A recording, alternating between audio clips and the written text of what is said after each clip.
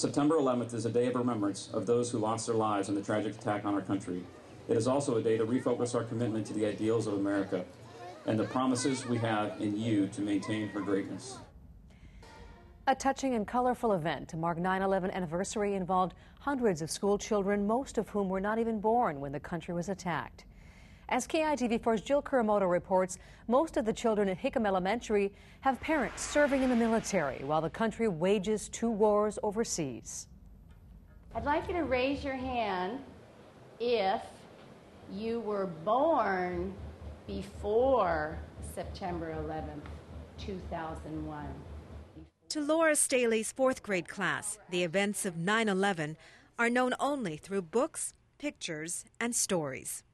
You said that your dad was at the Pentagon when the attack happened. Maybe you can tell us a little bit about what your dad has told you. They got in a bus and they started to evacuate the building. And then 3 days later they had to come back and work. And he just told me there was smoke everywhere. There were still fires a little bit. Staley admits teaching this tragic part of history is not easy.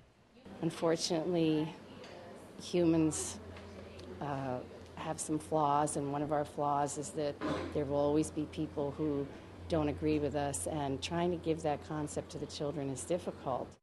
Staley says her lesson focuses on those who are making the world safer, like first responders and their own parents, many of whom are active duty service members. It kind of makes me feel like I'm proud to be an American, that this happened and it made our country stronger.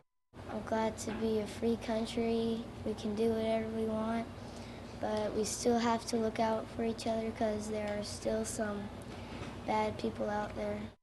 And a school tradition to commemorate September 11th, a patriotic parade to honor the victims and celebrate those who serve in the armed forces.